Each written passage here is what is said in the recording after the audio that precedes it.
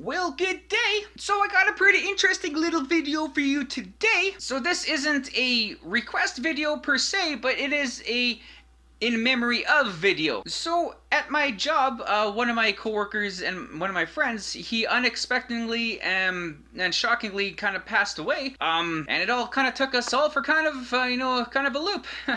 In his childhood, when he was growing up, he was a really huge fan of GI Joe, and so for on my little channel here, I kind of want to do a tribute for him and do a GI Joe episode, and for that. So yeah, so we'll still have all these things on the list here, and everything else will be kind of as is, and yeah. So alright, go Joe!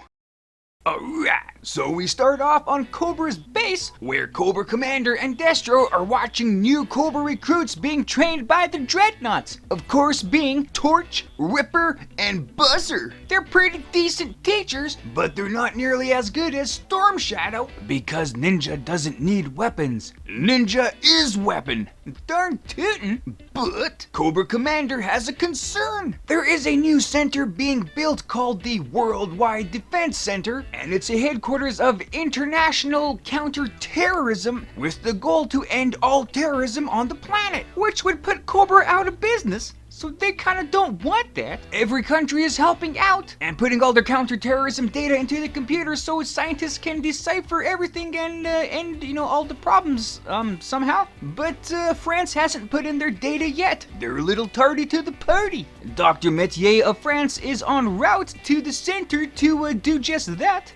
But Zartan, the master of disguise, has a plan to kidnap Dr. Metier and steal his identity to gain access to the center. Meanwhile, at the defense center, So Zartan, in disguise of Dr. Metier, does indeed show up at the place and hands over France's data, but Spirit, of GI Joe fame, is suspicious of him. Something doesn't seem right. So he follows this Dr. Metier, and good thing he did, because Storm Shadow shows up with a bomb to give Zartan, so it can be placed inside the building and blown up real good. And, actually, why doesn't Storm Shadow just plant the bomb himself? Like, he's already gained access into the building, without any detection. So with that, why did you even need Zartan to disguise himself as someone to get in there? Oh well. So Zartan is able to escape Spirit, and he goes into this fancy room to set the bomb that will blow up in 35 minutes, giving him and Storm Shadow plenty of time to escape. And seeing as it's beyond impossible for Spirit to get any help whatsoever inside the building that apparently doesn't have any security forces in it, his bird companion, Freedom, gets out of the building and go get some help from the other GI Joes, which he does. So Gung Ho, Lady J, Doc, Recondo, and Stalker all leave GI Joe base to help Spirit out. So Zartan does get caught and gets exposed, and he does admit, yup, there is definitely a bomb in here, it's gonna explode, so take me out of here, let's get the heck out. But no, GI Joe tosses him into a brig in the center to really make him sweat it out. Zartan's trying to call their bluff like, you wouldn't let me die in a building that's about to explode, that's not your way. But Gung Ho is playing it tough cop styles. And with 2 minutes left before the bomb blows up, Zartan totally cracks. He tells them where the bomb is, and the Joes find it with time to spare. So case closed, right? Wrong! Cobra Commander's totally pissed off that the building didn't get destroyed, so he's got to do it himself. And he even brings the brand new Cobra recruits along to fight against the Joes, and after only having seemingly like a day of training, man, these new recruits get the absolute piss beaten out of them. Actually, so does the rest of Cobra, man. Like, these guys don't stand a chance. elsewhere, Spirit and Dr. Metier were held captive at the Cobra base, but Spirit was able to break free, save the real Dr. Metier, steal a plane, and get the hell out of there. And in the process, blew up Cobra's base somehow, man, which is pretty awesome. He goes to join the fight against Cobra at the defense center, and even though the Joes are outnumbered like 10-1, they still easily destroy the whole Cobra armada. And finally, after all that, Cobra Commander finally calls retreat, and they all get the hell out of there. So now the day is finally saved. And with all of that, that is the end of this fantastic episode. Well, I do gotta say, like, that was an absolutely awesome little episode. Like, it was pretty awesome how the action was just kind of coming in waves the whole time. Like, there was a major conclusion to part of the episode, and you think, well, the story could end right there, that's the end of the episode. But no! They kept going, right? Like, and it's just pretty impressive to see that constantly happening, because you're just so much more engaged in the episode. Like, Zartan plants a bomb, he gets caught, they go looking for the bomb, they find it, there's a power outage, they're kind of screwed. There's a major ground attack from COBRA. There's a major airstrike from COBRA. And it just keeps going and going. And like, once it's finally done, you're like, man, that was satisfying. Like, which is pretty neat because, watching a lot of cartoons from the 80s, sometimes I do kind of rewatch them hither and thither, and they are kind of more two-dimensional. It's just one major story. The whole story kind of slogs along to that one conclusion at the end, and that's pretty much it. But not this one, man. It was just boom, boom, boom, boom, right? And that is a testament to the writer, Christy Marks. Like, she is actually a pretty awesome writer. She has written quite a bit of stuff, in the 80s. Most notably, after she did a couple of episodes of GI Joe here, she went and created the whole universe for Gem and the Holograms. Which, yes, I know, we all watched that show, and it was truly, truly outrageous. But she is really talented in the whole story writing process, and even some of those Gem episodes were pretty hardcore, but her GI Joe episodes were probably some of the better GI Joe episodes out there. And with all that action, man, in every single episode, it is pretty awesome how they're all different because you have all these different members of GI Joe and COBRA, and each episode has different members of each faction kind of going against her, so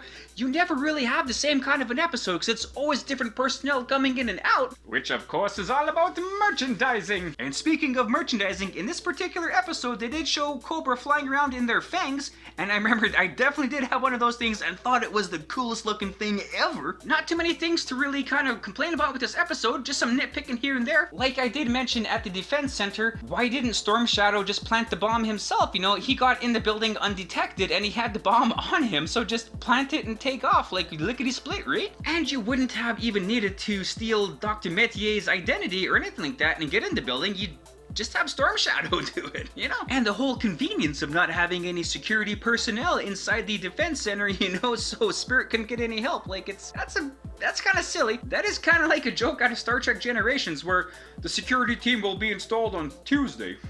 But other than that, there's no complaints to the episode, right? Like, it's all pretty awesome. It's just classic, over-the-top 80s with their laser guns, because that's less violent, even though they can still blow things up. But, it's all still hip. But, yeah. So, there's still some more things G.I. Joe kind of behind the scenes and all this stuff to talk about. So, let's get to that stuff over here. So, yeah, G.I. Joe, eh? So, as we all know about cartoons from the 1980s, the whole series started off as a toy line first, and the cartoons were created to just promote the toys, which worked out really well, man, like for everybody involved, and particularly for G.I. Joe. So let's take a tiptoe through time and take a gander at some old G.I. Joe toys from the past. So firstly, man, we gotta go all the way back to 1964. That's when the toy company Hasbro has first introduced G.I. Joe line of toys. These were the 12-inch tall toys that had real kind of clothes, man, and looked pretty awesome. This is where the term action figure was first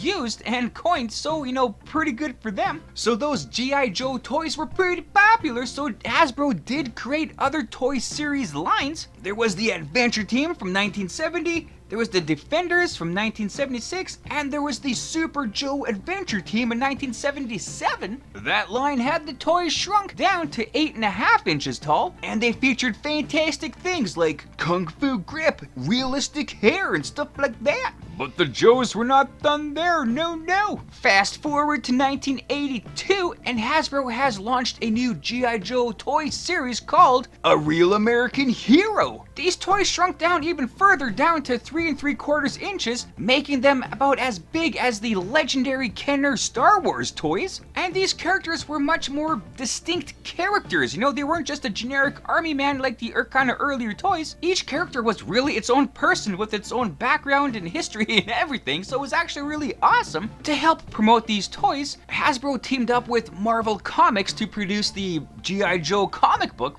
And to go further into that, of course, you're on television and you want to promote these toys with a really fantastic, awesome commercial. So Hasbro and Marvel teamed up with Sunbow Productions to create an animated, quick little commercial just to help give that oomph for the toy line, which it totally did. Like, man, kids were going crazy for these animated G.I. Joe cartoon commercials. So much so that Sunbow, Marvel, and Hasbro got together to create a 5-part miniseries for G.I. Joe called The Mass Device. That was in 1983. So the following year, they created another 5-part miniseries called The Revenge of Cobra, also known as The Weather Dominator. And so popular were those things that, boom, they did create this full-fledged TV series in 1985. So the series started off with another 5-part episode story arc called The Pyramid of Darkness before we get to this featured episode. So, this featured episode is obviously not the first G.I. Joe episode ever made, but it is the first ever standalone G.I. Joe story that was contained in just one episode, which was the way that the series would go in the future, well, except for a couple exceptions hither and thither, and this show would last for 2 seasons with 95 episodes. There was a G.I. Joe animated movie that followed the series,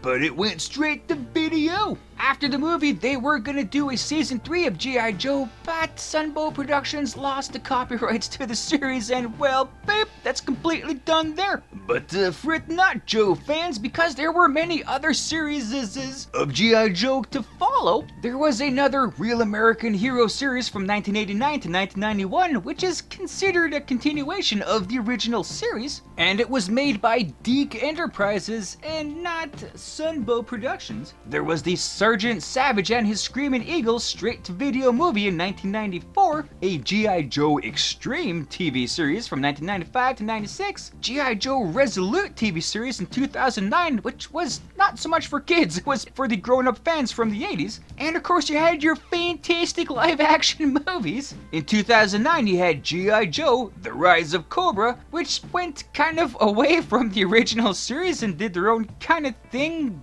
based on the series. To be honest, from a lot of G.I. Joe fans, I was told this one isn't that good. I did watch the sequel to this movie, G.I. Joe Retaliation, and I thought it was pretty decent. Like, it was fairly G.I. Joe-ish, so I did like that, but you know, that's just me. In 2021, there was the spin-off movie of Snake Eyes. Pretty popular character, so good for him. So within all these different series, live-action movies, and whatnot, there has always been new lines of toys, like Sigma 6 and all these other ones, so you know, G.I. Joe is going to be around for quite some time, so it is pretty cool to see, man. And so yeah, with all that, this, that, and the other things, you know, I guess that's that.